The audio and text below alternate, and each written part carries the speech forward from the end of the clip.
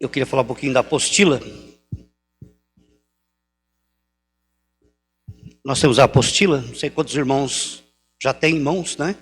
Ou os irmãos que gostariam de ter. Ela já está disponível, né? Nós temos aqui ela forma impressa, encadernada, e ela custa R$22, né? E também está disponibilizado em PDF, né? Aí você pode imprimir ou acompanhar pelo celular. Então, se alguém precisar, é só nos procurar que nós temos aqui a apostila.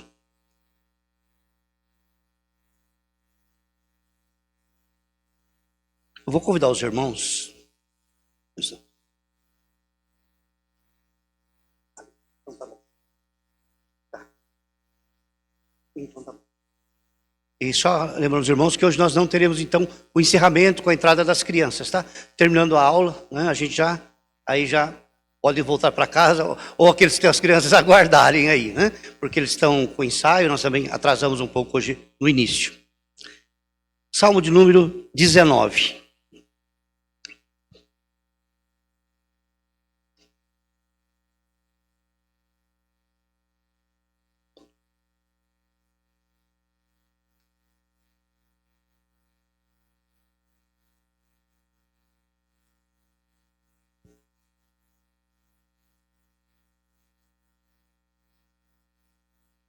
Vamos lá.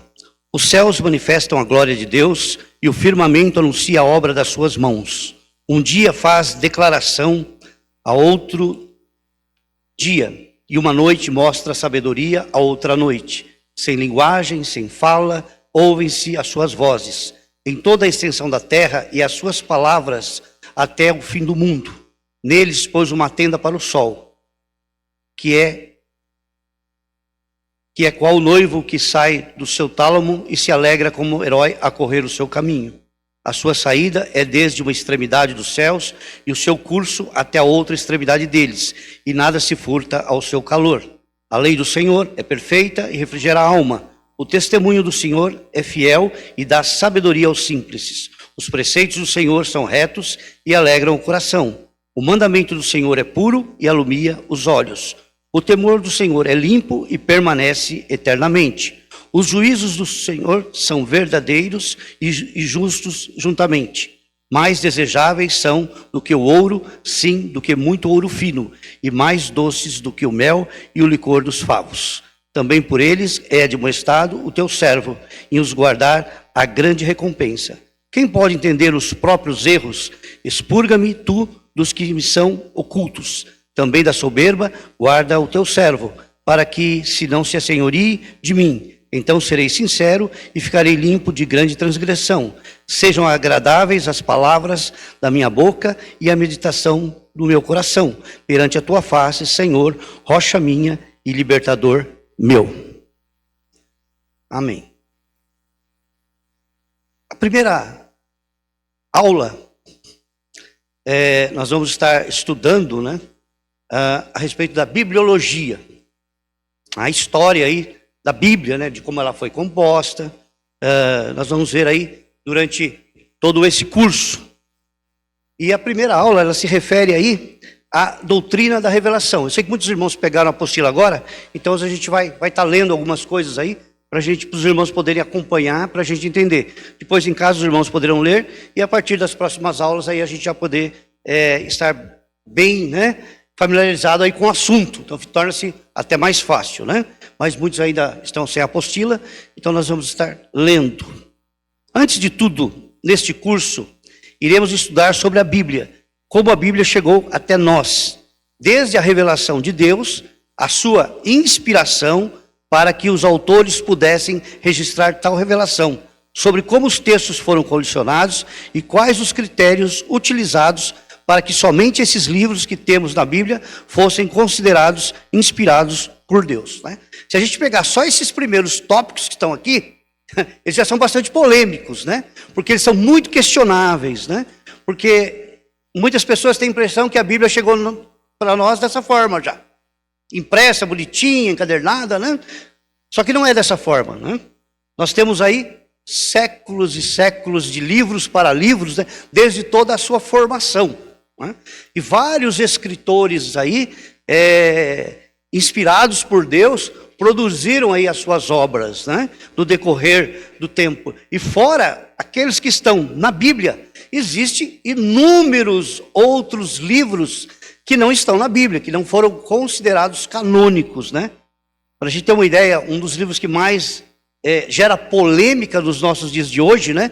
Porque muitos questionam por que eles não estão nas Escrituras, que é o livro de Enoque, né? O livro de Enoque ele não foi considerado canônico, mas ele é um livro muito importante a nível histórico, né? Muita história, a gente vai ler ali no livro de Enoque, e a gente vai ver a importância desse livro, né?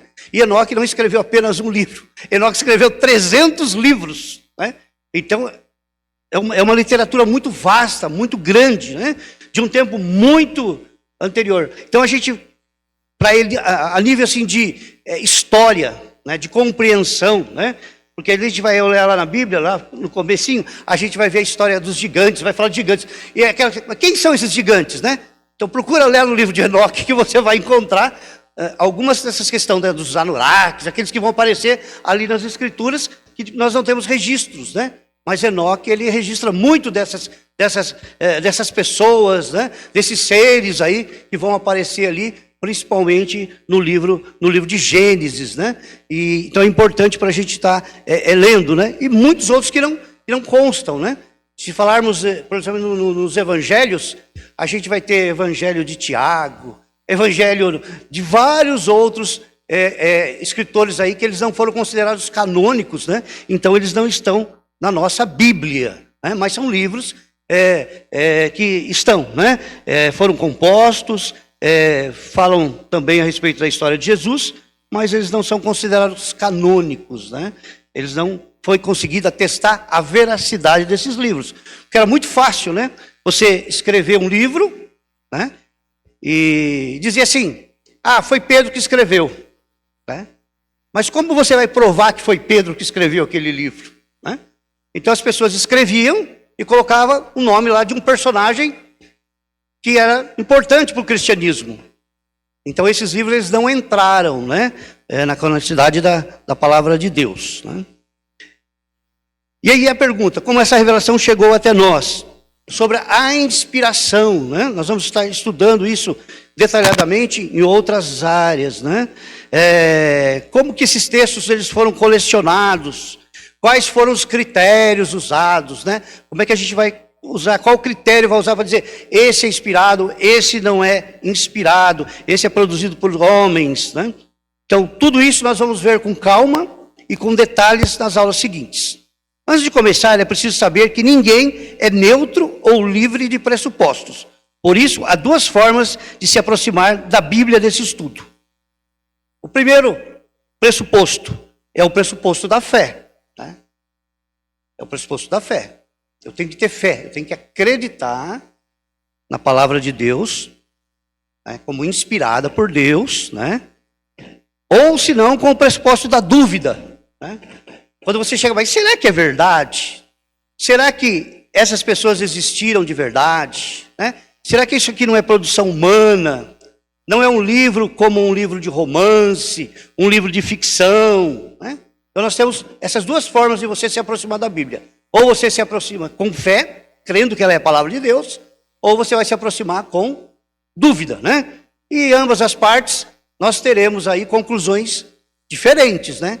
Quem se aproxima com a fé tem a sua conclusão, e quem se aproxima com a dúvida também terá aí a sua forma de enxergar a palavra de Deus, né? Então nós chegaremos a conclusões extremamente diferentes com relação à autoridade que a Escritura exerce em nossas vidas. Hoje, posso mais espalhar? Pois não. Aqui. Obrigado. Hoje se discute muito sobre se a Bíblia é de fato a palavra de Deus. Se ela foi ou não alterada, né? Ou adulterada ao longo dos anos. E a sua autenticidade. De um lado, nós temos o grupo chamado conservadores, né? Outros chamam de fundamentalistas, né? os quais partem do pressuposto de que a Bíblia é inspirada e, consequentemente, infalível e inerrante. Como igreja cristã, evangélica, reformada, nós cremos, né, aí na inerrância e na infalibilidade da Bíblia, né? A Bíblia não contém erros. A Bíblia é infalível, né? Não há falha nas Escrituras. Isto é a posição defendida pela maioria das igrejas históricas, reformadas históricas, né? Que crê exatamente dessa forma, na inerrância e na infalibilidade da palavra de Deus. Esses têm a palavra como sua regra de fé e prática. Entende que a própria Escritura ofereceu inúmeras provas de sua veracidade. Não significa que os conservadores estão fechados para o debate ou pesquisa, mas que sua fé não depende de descobertas arqueológicas ou científicas, embora possa fazer bom proveito disso para o desenvolvimento de sua teologia. Do outro lado, estão os liberais e os críticos, né? Só para a gente entender, as 3 maiores religiões que nós temos hoje no planeta, que são religiões monoteístas, né? Que creem no mesmo Deus. Em ordem, né, de formação. Primeiro, o judaísmo. O judaísmo, né, ele não crê somente na palavra de Deus, né, no Pentateuco, chamado Torá, na Torá, né, que são os primeiros 5 livros da Bíblia, mais os escritos e mais os profetas. Fora da Torá, eles acreditam em mais livros que eles chamam de inspirados, né? O primeiro mais famoso é o Talmud, né? O Talmud, tanto o Talmud da Babilônia como o Talmud de Jerusalém, né? Então, a fé deles também é baseada no Talmud, né? O Talmud da Babilônia foi escrito durante o exílio babilônico, né? E o Talmud de Jerusalém, muito tempo depois, já com o reino restaurado novamente. E com mais um livro também, né? Que eles passam, então, a interpretar, né, as Escrituras, que é a Guemará, que vai falar das leis, né? Então, assim, para eles, né, existe a necessidade da Torá escrita, que é a Bíblia que nós temos, como também da Torá oral, né? Que aí são as interpretações que os rabinos fazem daquele texto. Então, eles não têm, a própria Bíblia não se explica no judaísmo. Existe a necessidade, então, da explicação dos rabinos, que está composta ali nos livros que vão compor o Talmud, né? Então, não é só a Bíblia. Chegamos no catolicismo também, nós temos a palavra, a Bíblia, com alguns acréscimos de livros lá no Velho Testamento, né? Livro de Macabeus, livro de Tobias, de Judite, né? Mais alguns livros que eu não me recordo, todos os nomes ali dos livros que estão na Bíblia católica. Mas para interpretar a Bíblia, existe a necessidade da tradição, né, dos pais da igreja ali e os seus comentários que vão interpretar. Agora, como ramo reformado, nós acreditamos tão somente na palavra de Deus que nós temos hoje. Quantos livros do Velho Testamento? E no Novo Testamento? 27. Então, para nós, o cânon fecha aqui, né? 39 mais 27, isso forma o Antigo e o Novo Testamento, né? Enquanto que os liberais, né, hoje eles buscam o quê? Eles buscam estar desacreditando a palavra de Deus.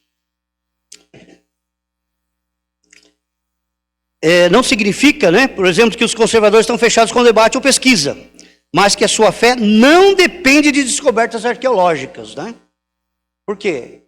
Se a gente for olhar para esse lado, a nossa fé vai ser dependente dessas descobertas, né? Aí não seria mais fé, né? Seria provar. Por exemplo, um debate grande que acontece hoje, né? Eu acho que estão os maiores debates que os arqueólogos e os teólogos liberais, né, têm entrado nesse campo para se discutir, para a questão do êxodo, né? Segundo os relatos da palavra de Deus, milhares de pessoas saíram do Egito com Moisés. E o texto bíblico diz que toda uma geração pereceu no deserto. Então nós estamos dizendo de milhares de pessoas que pereceram no deserto. E os liberais têm levantado a questão.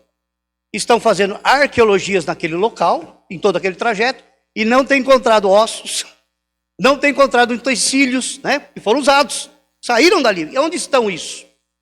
Então, a partir disso, o que eles querem fazer? Desacreditar a palavra de Deus, dizer que aquilo não existiu, né? Que o êxodo é mentira, o êxodo não existiu. Mas se a gente pegar escritos, por exemplo, do Egito, da época, né, que não tem nada a ver aqui com cristianismo, com judaísmo, com fé cristã, nada disso. Há relatos egípcios da época que contam a história do êxodo.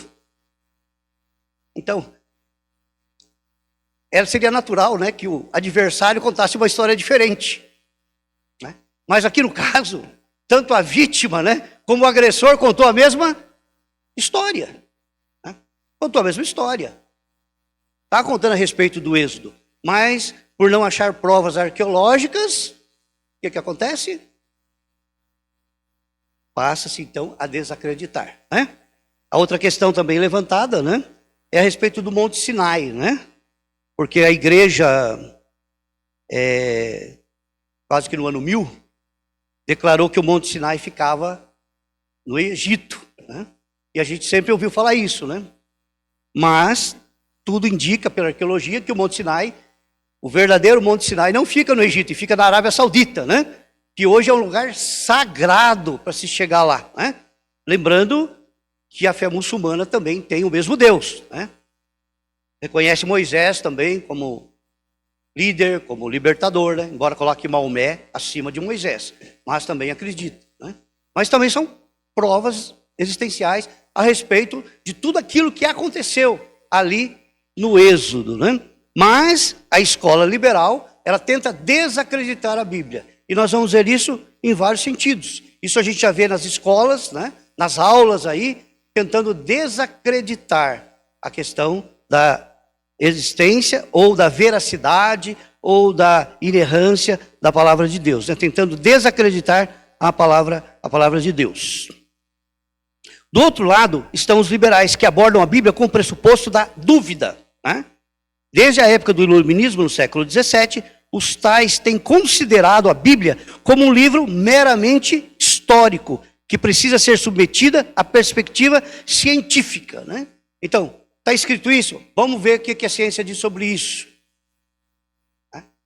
A Bíblia vai falar em ressurreição. Vamos ver se a ciência, ela diz que é possível a ressurreição de um ser humano. Vamos falar sobre milagre. Vamos ver o que a Bíblia que a ciência vai falar sobre milagre. Se a ciência comprovar que aquilo realmente existe, então nós vamos acreditar. Mas a Bíblia não é um livro científico. A Bíblia é um livro de fé. De fé. Né? Hebreus fala muito sobre isso, né? Sobre a fé. É pela fé. Né? A gente vai ver todos os personagens, ele vai sempre dizer pela fé, pela fé, pela fé. Então a marca do cristão é a sua fé.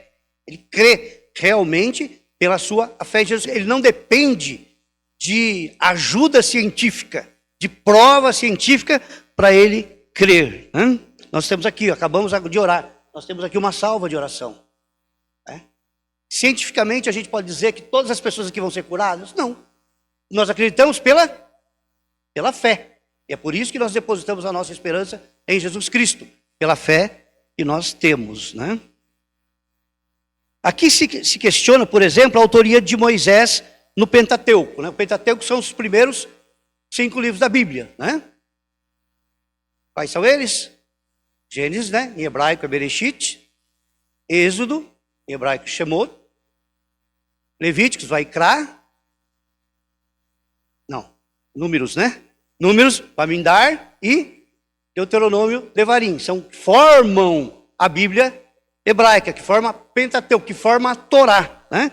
E os críticos dizem que Moisés não escreveu. É óbvio que, se você vai relatar a morte de Moisés, não foi ele que escreveu, né? Ele não teria como relatar a sua própria morte. Mas nós cremos nisso, né? E qual é o problema hoje, né, estudarmos aí o Pentateuco e darmos a autoria para Moisés aí, né? Nós temos aí uma coisa interessante, né? O que os críticos dizem assim, porque Deus ele vai aparecer com 3 nomes principais, né? Ali no Pentateuco, né? O primeiro nome que aparece, ele vai aparecer lá no livro de Gênesis, nome de Deus, que é o nome Elohim, né? Elohim, que é o primeiro nome que aparece, né? Depois, quando ele se revela para Moisés no monte, quando ele diz que eu sou o que sou, né? Deus aparece ali com o nome de Yahvé, é o tetragrama, né? As 4 palavras, né? Que o judeu não diz o nome, né? Mas ali aquelas letras significam Yahvé. Quando a gente vai chegar num escrito que ele é próximo, provavelmente foi composto nessa mesma época, que não é do Pentateuco, mas foi escrito na mesma época, que é o livro de Jó, né? Que é muito remoto o livro de Jó, muito antigo, né? Talvez muito nessa época de Moisés, mesmo que Jó escreve, né? Como é que Moisés chama de Deus? Qual é o nome que que Jó dá a Deus? Ele chama de Deus de El Shaddai, que significa todo-poderoso, né? Então o que ele diz, né? Esses escritores dizem assim, quem conhecia Deus pelo nome de Elohim, escreveu aquela parte. Quem conhecia o Deus pelo nome de Yahvé, outra parte. E quem conhecia por El Shaddai, o Todo-Poderoso, escreveu outra parte, né? Então eles tentam desacreditar e não dar a autoria para Moisés dos seus livros, né? Aí tem toda a chamada história documental do Pentateuco, onde ele vai relatar fragmentos, tudo isso que os irmãos podem estar aí pesquisando e se aprofundando em casa, estudando a respeito disso, que é muito importante, porque isso hoje tem abalado muitos alicerces aí de pessoas que estão tentando desacreditar aí na infabilidade e na inerrância da palavra de Deus, né? Também Paulo, né? A autoria de Paulo das suas cartas, né? Até hoje nós temos uma carta que nós não sabemos, né? Que é o livro de Hebreus, né? Quem escreveu Hebreus, né? Quem escreveu Hebreus, né? Muitos atribuem a Paulo, mas nós não temos essa certeza de quem escreveu a carta aos Hebreus, né? Então, nós temos aí alguns questionamentos que estão acontecendo hoje e muitas outras cartas também não são, segundo a crítica, né, liberal, elas não são atribuídas ao apóstolo Paulo. O pressuposto da dúvida tem causado uma tragédia no cristianismo ocidental, retirando sua base de fé e comprometendo o ensino bíblico sobre redenção, e assim desfazendo a própria estrutura do cristianismo. Ultimamente, alguns teólogos modernos insistem em fazer distinção entre aquilo que é a palavra de Deus de fato e aquilo que seria supostamente acréscimo humano, né? E essa tragédia ela acontece principalmente nos países europeus, na igreja europeia e na igreja americana. Mas qual é a consequência disso nas igrejas? As igrejas têm abandonado a sua fé. É triste, né? É triste você chegar naquelas igrejas históricas e ver que elas acabaram, né? No centro de Dublin existe uma igreja que é chamada de Igreja Preta, né? É uma arquitetura linda, linda, linda. Uma igreja feita toda de pedra preta, né? Aí ela chama atenção, porque ela está bem no centro de Dublin. Aí quando eu estive lá, é triste. Aquela igreja, dentro daquela igreja, existem escritórios e restaurantes. Aí nas principais igrejas do centro, todos eles são escritórios ou são restaurantes, né? E a gente vê como que o liberalismo, né, europeu, ali a partir do iluminismo, bateu tão forte na fé cristã ali, que muitos desacreditaram. E aquelas igrejas, aqueles monumentos tão importantes, né, hoje estão nesta forma. Os Estados Unidos da mesma forma, né? Então a gente vê a frieza que existe ali no cristianismo europeu, né, justamente por ter aberto as portas às críticas. E muitas igrejas também no Brasil têm aderido a isso, né? E nós louvamos a Deus porque a nossa igreja ainda continua fiel, né? Crendo na palavra de Deus como única regra de fé e prática, infalível e inerrante. Isso mostra o crescimento das nossas igrejas, né? Porque não perderam a sua fé em Cristo, na sua igreja e no seu propósito de salvação para todas as pessoas, né? Talvez você já tenha visto algumas Bíblias que destacam as palavras de Jesus em vermelho. Quantos já viram as Bíblias que tem? Produzido pela Escola Liberal. Quer dizer o seguinte, o que é importante ali é o que está em vermelho. A gente às vezes não percebe essas coisas, mas esse é o significado, né? Somente aquilo que está em vermelho é que é o importante, né? E aí existe a discussão. A Bíblia é a palavra de Deus ou a Bíblia contém a palavra de Deus? Quando nós afirmamos que a Bíblia é a palavra de Deus, de Gênesis, Apocalipse é a palavra de Deus. Quando a gente diz que a Bíblia contém a palavra de Deus, a gente vai dizer assim, essa aí é uma Bíblia herética. Brincadeira.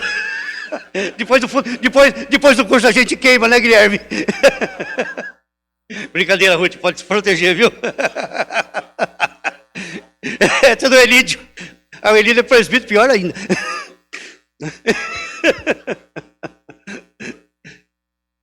Então, quando a gente fala que a Bíblia contém a palavra de Deus, significa que a Bíblia contém a palavra de Deus, que a Bíblia contém história, que a Bíblia contém romance, que a Bíblia contém várias coisas, ciência, tudo que a gente pode imaginar, né? Mas nós não cremos dessa forma, nós acreditamos que a Bíblia é a palavra de Deus, não só contém a palavra de Deus, né? Então a gente tem que tomar muito cuidado com algumas afirmações que parecem ser tão infantis, mas é uma forma sutil, né, de desacreditar toda a palavra de Deus. Alguns consideram essas partes mais importantes e mais inspiradas que as outras. O problema com essa abordagem é que o critério para fazer tal divisão não tem base bíblica. Porque Timóteo diz, toda a Escritura, ela é Paulo não fala para Timóteo que algumas partes da Bíblia é inspirada. Ele fala que toda a Escritura, no seu tudo completo, ela é inspirada por Deus. De fato, tal postura apenas revela a rebeldia do coração humano, que não quer submeter a toda a Escritura. Pelo contrário, busca ser juiz sobre a Bíblia ao invés de aceitar a sua autoridade. Vale lembrar que todas as teorias levantadas pelos liberais permanecem apenas como teorias, né? Nós acreditamos pela fé, mas os liberais não conseguem provar também as suas teorias. Eles não conseguem provar suas teorias, né? Então fica na mesma situação, né?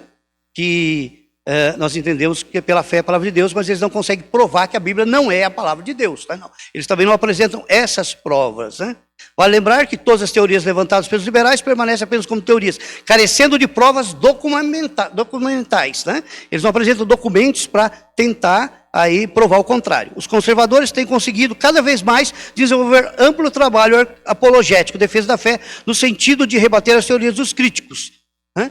Aí famoso encontro lá, né, dos pergaminhos, né, de Qumran, né, que são os mais recentes encontrados até agora, né? E o que acontece com aqueles pergaminhos? Estão dizendo a mesma coisa daquilo que estava lá há centenas de anos, né? Mesma coisa. Então, algumas provas aí da arqueologia têm comprovado a veracidade da palavra de Deus.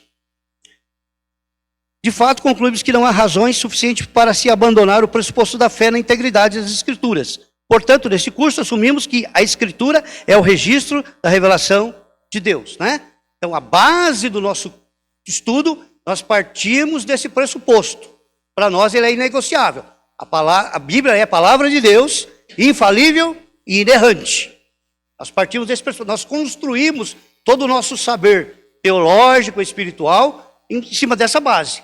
A Bíblia é a palavra de Deus, infalível e inerrante. Para os nossos dias de hoje, como vai ser para toda o sempre, né? Eternamente, ela vai ser palavra de Deus, tá? Aí nós entramos na questão direto da aula, né? Que é a revelação geral, né? Que vai falar da revelação geral. Como Deus se revelou. Como Deus se revelou ao mundo, como Deus se revelou ao homem, né? Quais são as formas? E aqui nós vamos encontrar duas formas de Deus se revelou. Primeiro, a revelação geral, né? Não conheceríamos a Deus se ele não tivesse tomado a iniciativa de se revelar, né? Primeiro ponto, a iniciativa da revelação parte de Deus, né? Deus tomou a decisão de se revelar ao ser humano. É por isso que a Bíblia é extremamente importante para nós, pois só podemos conhecer o Criador infinito a partir da revelação que ele dá de si mesmo, e não a partir do nosso próprio raciocínio finito. Ainda que não tivesse sido afetado pelo pecado, como aconteceu. Na Bíblia temos a revelação especial que Deus nos deu para mostrar a salvação. Porém, não existe revelação divina somente nas Escrituras, mas também fora dela, o qual é chamada de teologia de revelação geral. A própria Bíblia declara que há uma revelação de Deus através de 3 coisas. Primeiro, da criação, da providência, né? Isso é, na maneira com que Deus sustenta o universo, e o ser humano. Um ponto importante que se precisa ser considerado aqui é que todo conhecimento verdadeiro vem de Deus, ou seja, todo conhecimento é teológico. Qualquer que seja o campo em que o homem esteja conhecendo a verdade, ele está, mesmo que indiretamente, aprendendo algo a respeito de Deus, porque toda verdade é verdade de Deus. Repare aqui que fazemos distinção entre revelação geral e revelação especial, né? A revelação geral.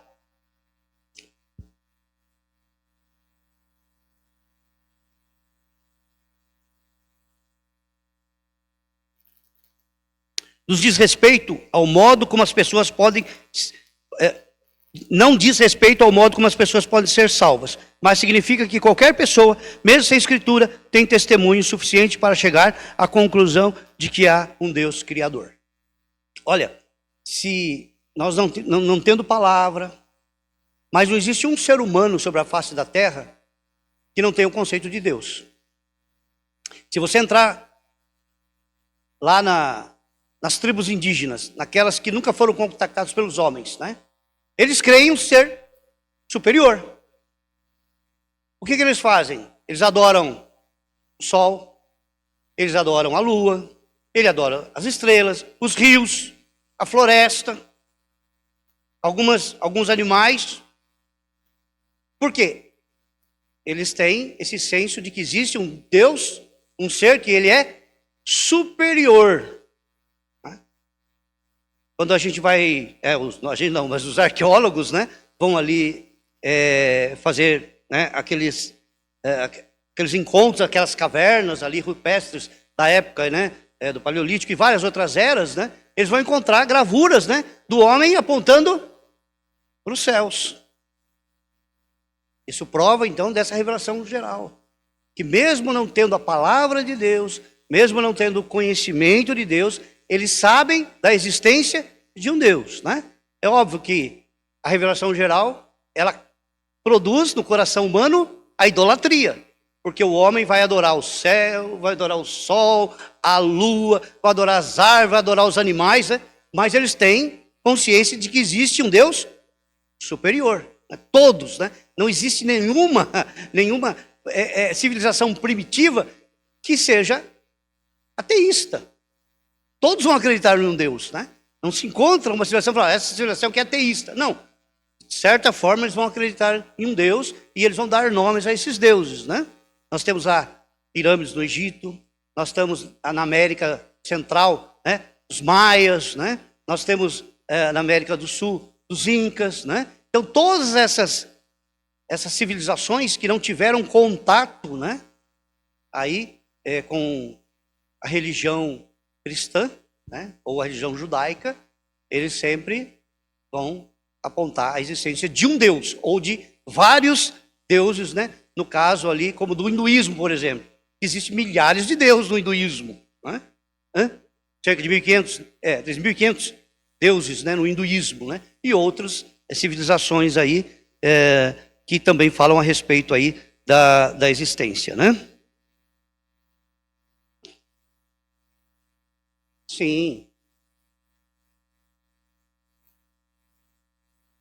Exato, é o que nós acabamos de ler no Salmo 19, né?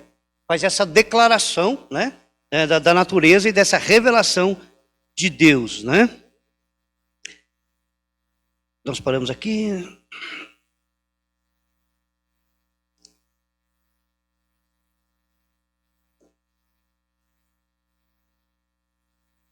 No entanto, ainda que aqui a escritura será necessária, pois serve de óculos pelos quais se observa a criação.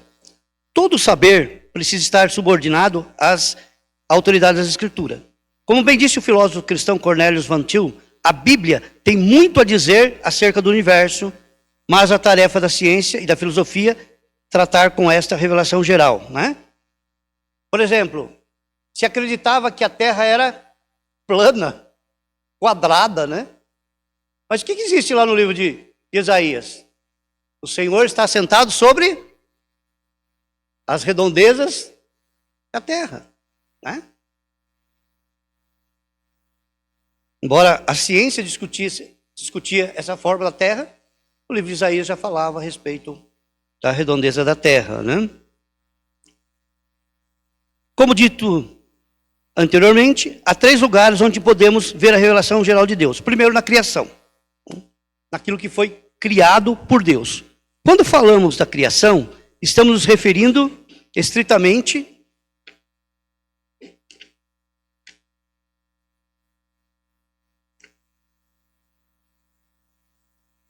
ao ato criador e não à coisa criada, que é resultado dele. Deus criou o homem e o homem passou a criar outras coisas, né? Nós estamos falando que Deus criou o homem, né? Do ato criador de Deus, que foi fazer toda a natureza e depois fazer o homem. Fazemos essa distinção porque Deus cessou sua obra da criação no 7º dia. O que temos depois disso é obra da providência de Deus, ou seja, a manutenção da sua criação, né? Então Deus criou, primeiro ele criou o ambiente propício para que o ser humano pudesse sobreviver, né? Criou tudo aquilo que desse suporte à vida humana. Por exemplo, agora está se discutindo a questão da ida do homem para Marte. Eu acho que o mais próximo agora é Marte, né? Antes dos outros que virão. Mas o que eles estão estudando agora? Eles têm que produzir, né, um ambiente propício à preservação da vida humana. Como é que o homem vai ficar lá em Marte, né? É aquele filme lá, Perdidos em Marte, né? Que a gente vê o sujeito que está lá e volta, consegue voltar, né? Mas é a realidade, porque os primeiros homens que irão para Marte, eles não voltarão mais para a Terra. Isso já é certo, né? Eles não voltam mais, eles não têm como mais voltar, né? Então, eles têm que se criar um ambiente propício para a sobrevivência naquele lugar. Então, o que Deus fez na sua criação, em primeiro momento? Ele criou tudo para que o homem pudesse habitar aquele local. Fosse habitável, né? Que tivesse o ar, tivesse a água, tivesse alimento, né? Tivesse condição da vida humana prosperar naquele lugar. E depois, então, o homem passa também a ser criador, né? Começa a criar as coisas, né? E o homem passa a criar e está criando até os nossos dias de hoje. E cada vez mais a gente vai se assustando com a capacidade criadora do homem de criar, né? Depois da providência, o que é isso, né? Se Deus criou o mundo, esse mundo precisa ser preservado. Esse mundo ele precisa ser o quê? Cuidado. Para que ele não se deteriore. Porque se o mundo deteriorar, o que vai acontecer com a vida humana? Ela vai desaparecer, né? Então, quando a gente olha, por exemplo, nos ciclos aí, né, das estações, é tudo um reloginho. E o homem, desde a antiguidade, ele conhece isso. Por isso ele planta na época certa, ele semeia, né? Ele planta, ele colhe, né? Depois ele guarda aquilo que ele colheu, porque ele vai enfrentar épocas difíceis, né? Épocas do inverno, épocas das secas, né? Então, é a providência de Deus, né? Nisso tudo, né? Porque tem os ciclos das estações certinho, tudo controladinho, né? Deus está no controle de todas as coisas, né? A gente se desespera, está muito seco. Não vai, mas vai chover. Vai chover, né? Vai, né? Porque qual é a garantia que nós temos de que nós teremos um novo dia amanhã? Essa providência de Deus, né? Que fez o ser humano, né? Nós passamos o nosso dia, nós temos a nossa noite para descansar, e isso sempre funcionando de forma ordeira e contínua. É um ciclo, né? Então essa é a manutenção, é a providência de Deus cuidando de todas as coisas. Aí nós vamos ter lá o Salmo 19, os irmãos podem ler em casa todos esses textos que estão aí, né? Depois nós temos o ser humano. Um aspecto singular da revelação de Deus na natureza se encontra na própria humanidade criada, a imagem de Deus, né? Gênesis 1, 26 e 27. Né? Façamos o homem a nossa imagem e semelhança, né? E é a imagem de Deus no ser humano que o distingue de todo o resto da criação material, pois torna semelhante a Deus. Por isso revela a Deus, né? Isso a gente olha de uma forma tão maravilhosa, né? A capacidade que o homem tem de criar, né? Uma das coisas que mais me intrigava intriga até hoje, né? Por exemplo, é a televisão, né? Você imagina quando foi criada a televisão? Como é que você consegue transmitir algo que está acontecendo, né? E hoje é uma coisa incrível, né? Porque ela transmite no mesmo momento que está acontecendo. O cara está saltando lá, está mostrando o cara saltar, né? As coisas são simultâneas, né? A capacidade do homem criar aí naves espaciais, né? Aviões, a ciência, né? Derrotando doenças, né? Nós temos aí uma notícia boa a respeito do câncer, né? O câncer não vai ser considerado assim, porque quem tinha o diagnóstico do câncer era como se ele tivesse uma sentença de morte. Hoje, o câncer já vai ser considerado como uma doença crônica. Significa que ele vai ter tratamento, né? É como um diabetes, né? Você não vai se curar, mas você vai controlar, né? Então já não é mais uma sentença de morte. E a ciência tem avançado, né? Aí vacinas, né? Contra o câncer, vacinas contra a AIDS e tantas outras coisas que o homem está se desenvolvendo hoje.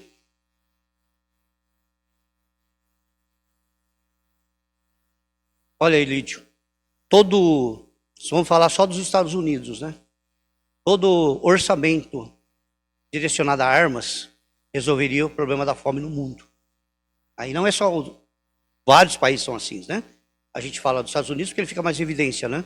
Mas hoje um dos maiores produtores e exportadores de armas é a Alemanha. E outros países também, né? Até o Brasil está nessa, né? Produz bastante armas também, né? Eles vivem do comércio de armas, né? E tem uma profecia também, se não me engano, no livro de Isaías, que diz assim, que eles transformarão as suas armas em ferramentas para a agricultura, né? Em podadeiras, enxadas, essas coisas todas, né? Por quê? Nós estamos chegando no momento em que a fome está assolando o mundo novamente, né? E não é só nos países aí, terceiro mundo não, né? Tem muitos países do primeiro mundo aí enfrentando fome também, né? Aquilo que a mídia não vai te mostrar nunca, né? Essas coisas, mas também existe, né? Então o homem tem essa sua parte divina, que ele é o criador, ele consegue criar, né? Você imagina lá no começo, lá, quando cria-se a fotografia, você consegue, né? Registrar um acontecimento, né? Olha, e eternizar aquele acontecimento. E são tantas criações do homem, mas por quê? Porque o homem foi criado à imagem de Deus. O homem também tem seu lado criativo. Você pega um artista, olha os quadros que ele consegue pintar, olha as músicas que ele consegue compor, né? E tantas outras. Olha, né? Os grandes cientistas, né? Você pegar um Albert Einstein. Sim, humano e o que é feito hoje, né? Uma coisa que eu estava vendo, a questão da questão policial científica, né? O avanço que está existindo, né? Nessa área também, né? Hoje não existe quase que crime que fica oculto, né? Está tão avançado, né? Que as descobertas são rápidas, né? Você vai, mas não tem como, não tinha... Consegue sim. Tal é o avanço, né? Existe também nessa área, usando tecnologia, né? É só a gente lembrando do caso de Bauru, né? Do desvio da PAI, lá da Cláudia Lobo, né? Como é que conseguiram, né? Triangularam lá os sinais das torres de celular. Ó, o cara estava ali, estava na cena do crime. Não tem como, né? Então, isso o que é? A capacidade criadora que ele herdou de Deus. A sua imagem e a sua semelhança, né? Não que você seja parecido com Deus, né? Deus é espírito, né? Mas essa capacidade criadora de Deus, né? Está ali criando todas as coisas, né? Objetivos da revelação geral e da revelação especial. Então, nessa aula nós concentraremos mais na revelação geral e na próxima aula falaremos sobre a revelação especial. Um texto bíblico que nos mostra esses dois tipos de revelação é o Salmo 19. No verso 1 a 6, nós vamos ouvir sobre a revelação geral, né? Onde nós lemos o texto aí no início, onde ele vai falar de tudo aquilo que Deus, né, ele criou, a revelação geral. Vai falar que, né, os dias que faz declaração a outro, vai dizer que os céus proclamam a glória de Deus, vai falar tudo sobre essa natureza. E depois ele vai falar a respeito da palavra escrita, né, a partir do verso 7, da revelação especial de Deus, tratando a própria Jesus Cristo como sendo também a parte da sua revelação especial, né? Então, primeiro uma pregação, ela é feita, não de forma verbal, né? Mas da forma como a gente olha e contempla, vê e vê Deus em todos os cantos do mundo, né? Em todas as coisas desse mundo. Olha essa época, você olha aqui o IP, tão lindo, né? Florido lá, né? Olha como você contempla a glória de Deus naquele lugar. Olha que coisa bela, né? Quando você passeia pelas estradas, você vai pelos sítios, pelas fazendas, você vê a glória de Deus se manifestando nas coisas aí na natureza criada por Deus, e é um louvor e é adoração a Deus por tudo aquilo que ele criou, né? Ela trata-se de uma revelação intuitiva que vai causar impacto na nossa mente e coração. Ao contemplar a criação, as pessoas precisam saber que há um Deus e isso não tem como negar, né? Ninguém pode dizer, não existe Deus. Porque quem criou todas essas coisas? Não tem como você dizer, alguém criou tudo isso e quem criou é Deus, né? Que é o Criador de todas as coisas, né? Por um lado, a Bíblia diz que os pagãos conhecem a Deus, Salmo 97:6, Romanos 1:21. Mas, por outro lado, que os ímpios e descrentes não conhecem a Deus. Isso não parece contraditório? Como podem conhecer e não conhecer? Bom, existe um sentido em que todos conhecem a Deus, afinal os céus proclamam a sua glória, mas a humanidade por si só não pode conhecer verdadeiramente Deus, e por isso é necessário a revelação especial e verbal, como veremos na próxima aula, né? A revelação geral e a corrupção do ser humano, né? Partindo aqui para o encerramento da aula. A revelação geral, recebida pela razão e distorcida pelo pecado, produz o oposto do que se esperava. Ao invés de adoração, ele produz idolatria. Lembra que nós falamos, né? Que o índio passa a adorar os rios, as árvores, né? O sol, a lua, né? Então ele produz idolatria. A própria idolatria acaba atestando que o ser humano viu a revelação geral, mas fez mau uso dela. E o apóstolo Paulo diz em Romanos, porque tendo conhecimento de Deus, não o glorificaram como Deus, né? Mas fizeram ali um objeto para a sua adoração, criando assim a idolatria. Eles viram a Deus na criação, mas resolveram adorar outras coisas. As pessoas não podem negar que tiveram algum conhecimento de Deus, mesmo que não receberam revelação do Deus Redentor. De certa forma, foram impactados pela declaração da criação a respeito do Criador, né? Lembra lá na pregação, Paulo faz, onde tem o Deus desconhecido? Ele fala, esse Deus desconhecido é de quem eu estou falando, né? Vocês adoraram tantos deuses, né? E ouvindo alguns missionários, né, que iam para as tribos indígenas, é exatamente isso, né? Eles pegavam lá um Deus para mostrar quem era Jesus Cristo, né? A partir daquilo ali, construir uma pregação evangelística a partir daquilo que eles não conheciam. Mostrava realmente, né, a ação de Deus na vida daquelas pessoas, né? É lógico que somente com a revelação geral, sem a revelação especial, as pessoas não conseguem alcançar a salvação, né? Por isso, né, se fosse assim, a gente não precisaria pregar para os muçulmanos, não precisaríamos pregar lá para os índios, por quê? Eles já seriam salvos, né? Mas a revelação geral, ela não é salvífica, ela não salva. Quem salva é Jesus Cristo. Por isso que eles precisam conhecer a Jesus, né? O único modo de se salvar é através do conhecimento da revelação especial de Deus que acontece na encarnação, né, do Filho de Deus. No princípio era o Verbo, e o Verbo se fez, a palavra se fez carne e habitou entre nós. É através dela que nós conhecemos o verdadeiro sentido da salvação em Cristo e o propósito de Deus para todo ser humano. Detalhe, Deus não precisa da revelação geral para condenar, mas ela torna o ser humano indesculpável, né? Porque ele sabe da existência de Deus. Como nos mostra o texto de Romanos 1, 18 e 20. A ira de Deus se revela do céu, contra toda impiedade e injustiça dos seres humanos, que por meio da sua injustiça suprimem a verdade. Pois o que se pode conhecer a respeito de Deus é manifesto entre eles, porque Deus lhes manifestou. Porque os atributos invisíveis de Deus, isto é, o seu eterno poder e a sua divindade, claramente se reconhece desde a criação do mundo, sendo percebidos por meio das coisas que Deus fez. Por isso os seres humanos são indesculpáveis. O ser humano suprime a verdade. Verdade esta que a natureza prega todos os dias. E por que fazem isso? Porque não querem fazer o que Deus exige, mas procuram seguir o próprio coração. Todo ser humano, desde a queda, nasce com essa predisposição. Por isso o salmista afirma, diz o tolo no seu coração, não a Deus. Por que a Bíblia chama o ateu de tolo? Porque o tal agride a sua própria consciência, diante da pregação diária da criação. Ele faz uma contra-pregação ao seu próprio coração, dizendo: Deus não existe. Desde a queda, a humanidade quer que Deus não exista, para que assim crie suas próprias leis e regras, sem nenhum Deus dizendo o que deve ser feito. Daí vê a preferência por ídolos, pois os ídolos são mudos, ou seja, não pregam e nem exigem coisa alguma, né? Por isso que a idolatria faz sucesso na humanidade, né?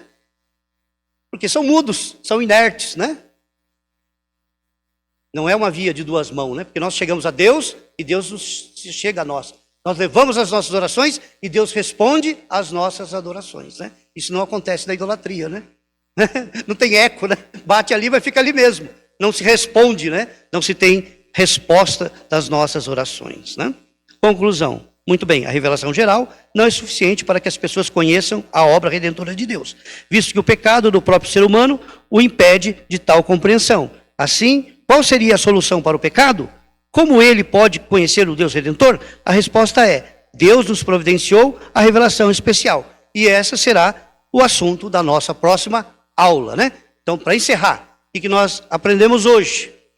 Primeiro, que como cristãos, nós cremos na inerrância da Bíblia.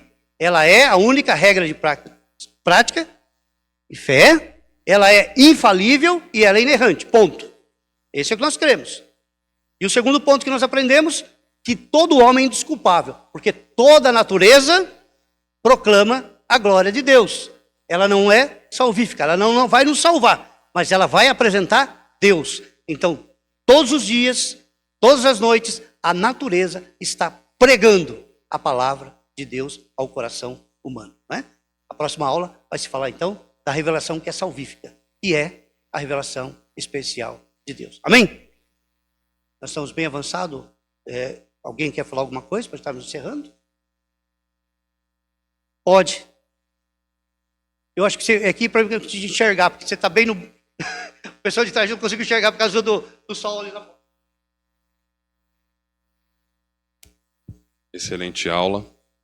Oi, gente. Primordial o entendimento da primeira aula.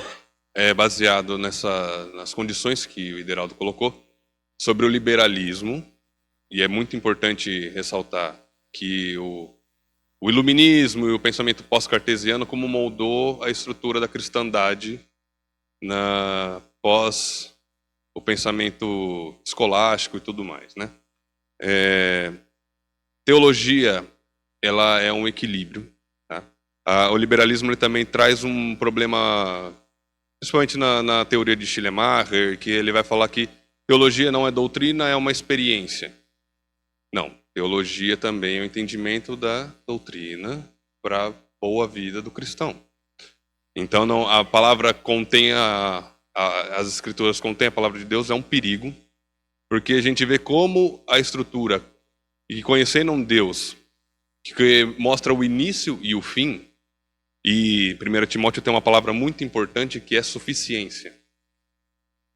Toda a escritura é inspirada e ela é suficiente para várias etapas. Por quê?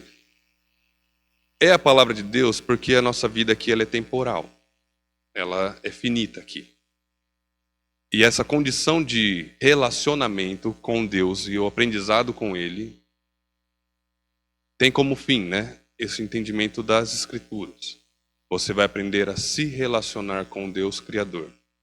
Ou seja, ter uma vida somente de experiência, sem leitura e conhecimento de Deus, também é vã, assim como também não só ler para uma fé vazia, sem a mística, como por exemplo a salva que o Ideraldo citou, também é um perigo.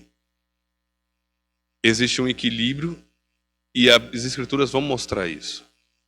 Então, mais importante que somente entender a aula é leiam a Bíblia de vocês. Leiam a Bíblia de vocês. Não é só aprender para que serve a Bíblia, como ela foi escrita, como foram separados os cânones, se você não pegar e ler.